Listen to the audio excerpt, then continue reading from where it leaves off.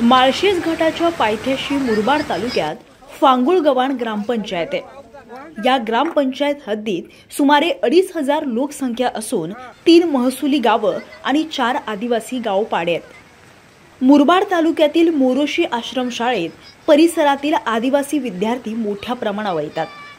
या आश्रमशाळेपासून 5 किलोमीटर अंतरावर असलेल्या फांगुळगव्हाण, साखरवाडी, निरगुडपाडा या 3 वाडीतील 60 ते 65 विद्यार्थी पायवाटेवरून पायी प्रवास करीत शाळा गाठतात। या रस्त्यावरच म्हशाचा ओहोळ नावाचा ओढा नाला वाहत असून पावसाळ्यात या नाल्याच्या प्रवासातून जीव धोक्यात घालून विद्यार्थ्यांना प्रवास करावा लागतो। शाळेत जात असताना अचानक या नाल्याचे पाणी वाढल्याने एक विद्यार्थी वाहून गेल्याची घटना घडली, पण त्यानंतर नागरिकांनी लगेच बचाव कार्य सुरू केलं। या घटनेनंतर भविष्यातला धोका ओळखून शासनाच्या कामाची वाट न पाहता गावकऱ्यांनी एक बैठक घेतली।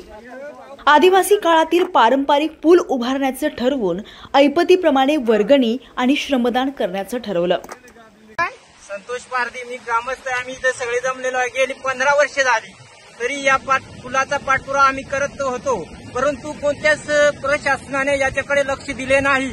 तरी आम्ही पालकांनी आणि ग्रामस्थांनी मिळून स्वखर्चाने हा छोटासा मुलांना शाळेत जाण्यासाठी पूल बनवलेला आहे आणि मुले या इथून जायची वळातून तिथं 2-3 वेळा मुलांचा वाहून गेले, परंतु कोणतीही जीवितहानी न होता आम्ही मुलांना पालक सगळे मिळून इथं वळावर उतरवायला त्यांना यायचो।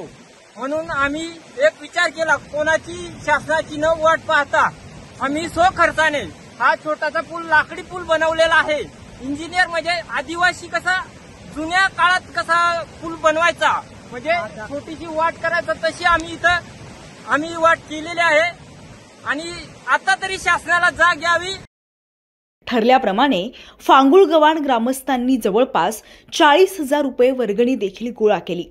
शिवाय ग्रामपंचायतीने देखील टाकाऊ लोखंड या पुलासाठी दिलं। वर्गणी आणि श्रमदान करून लोखंडी साहित्य आणलं।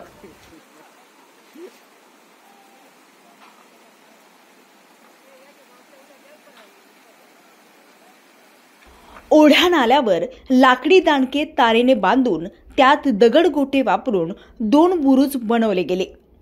तसेच लोखंडी सळ्या टाकून आधुनिक साकव तयार करून शाळकरी मुलांना तसेच नाल्यापलीकडे जाणाऱ्या ग्रामस्थांना तात्पुरती का होईना परंतु पूल बनवून पाण्याच्या धोक्यातून जीवितहानी होणार नसल्याची दक्षता इथल्या ग्रामस्थांनी घेतली आहे।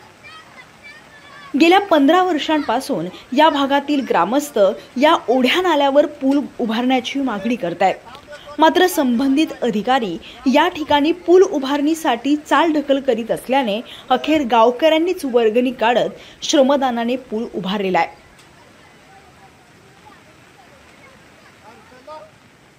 आता या घटनेनंतर आणि ही दृश्य पाहिल्यानंतर सरकारच्या अधिकाऱ्यांना जाग येणार का हे पाहावं लागणार आहे।